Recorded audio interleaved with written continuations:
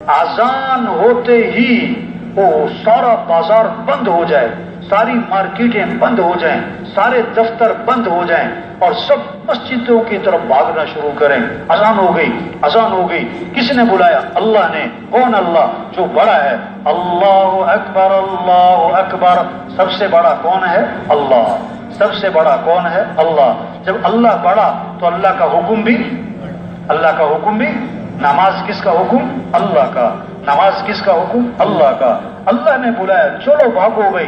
ہمارا وزیر بھی بھاگے مسجد کی طرف، ہمارا دکاندار بھی بھاگے مسجد کی طرف، ہمارا صدر بھی بھاگے مسجد کی طرف، وکیل بھی بھاگے مسجد کی طرف، جج بھی بھاگے مسجد کی طرف، ہمارا غریب بھی بھاگے مسجد کی طرف.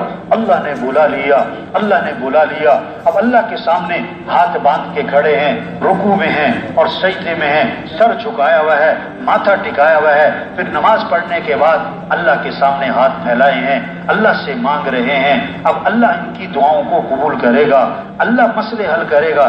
پیسے سے مسئلے حل نہیں ہوں گے، اس نماز سے مسئلے حل ہوں گے. حکومتوں سے مسئلے حل نہیں ہوں گے، اس نماز سے مسئلے حل ہوں گے. آج لوگ سمجھ رہے ہیں نماز پڑھنا ایک برکت کی چیز ہے، ایک ثواب کی چیز ہے، ایک اچھی چیز ہے. نہیں، نماز برکت تو ہے، ثواب تو ہے. ہمارے مسئلوں کا حل بھی نماز ہے. لوگ سمجھ رہے ہیں مسئلوں کا حل پیسے سے ہے، برکت کے لیے نماز پڑھو. نہ نہ نہ نہ نہ، برکت بھی ہے، مسئلوں کا حل بھی نماز میں ہے. ہاں، نماز چھوڑنا لوگ مانتے ہیں کہ گناہ ہے، لوگ مانتے ہیں کہ نماز چھوڑنا غلط ہے، اچھا نہیں ہے. اب یہ بھی سمجھانا کہ بھائی نماز چھوڑنے سے مصیبتیں آئیں گی. لوگ گناہ سے نہیں ڈرتے، لوگ مصیبت سے ڈرتے ہیں. اب ان کو یہ سمجھاؤ کہ یہ نماز چھوڑنے میں مصیبت بھی ہے، گناہ بھی ہے اور کیا ہے، مصیبت بھی آئے گی، کوئی پریشانی بھی آئے گی. کوئی آدمی نہیں چاہتا کہ میرے پر پریشانی آئے، کوئی آدمی نہیں چاہتا کہ میرے پر کوئی مصیبت آئے. آپ یہ سمجھنا، یہ سمجھانا کہ دیکھو جب نماز نہیں پڑھو گے اللہ ناراض ہوگا، جب اللہ ناراض ہوگا اب کوئی مصیبت آئے گی. کب آئے گی، کیسے آئے گی، کہاں سے آئے گی، وہ اللہ ہی جانے. آئے گی ضرور.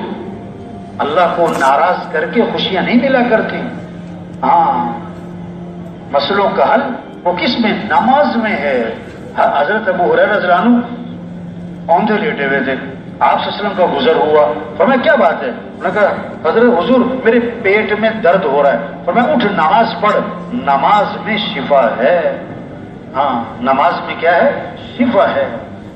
وَاسْتَعِينُوا بِالصَّبْرِ وَالصَّلَاةِ، اللہ سے مدد طلب کرو. کس کے ذریعے؟ نماز کے ذریعے. صبر کرو، نماز پڑھو. صبر کرو، نماز پڑھو. نماز پڑھ کے مانگو.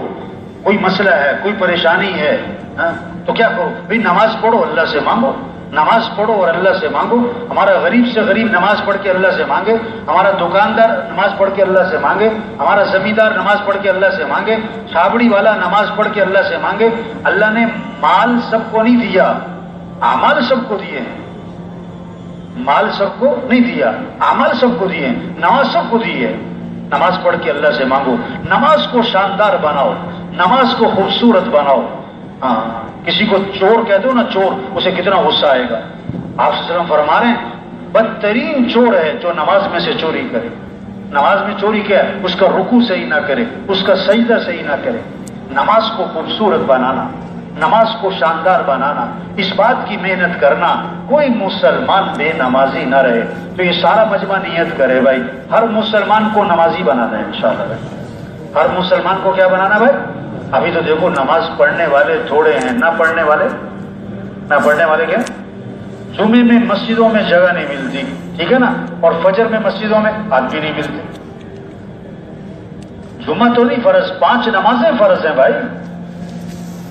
فجر کی غیر حاضری، یہ تو نفاق کی علامت ہے. فجر تو منافق پر بھاری ہوتی ہے. فجر کی اذان میں اضافہ کیا، الصلاۃ خیر من النوم. نماز بہتر ہے کس سے؟ نیند سے. نماز بہتر ہے کس سے؟ نیند سے. ہاں، نماز پڑھو. دیکھو فجر میں مسجد میں نہ جانا اور فجر میں نماز نہ پڑھنا اور دکان پہ چلے جانا اور دفتر چلے جانا اور مزدوری پہ چلے جانا اور کارخانے پہنچ جانا، اس کا مطلب کیا ہے؟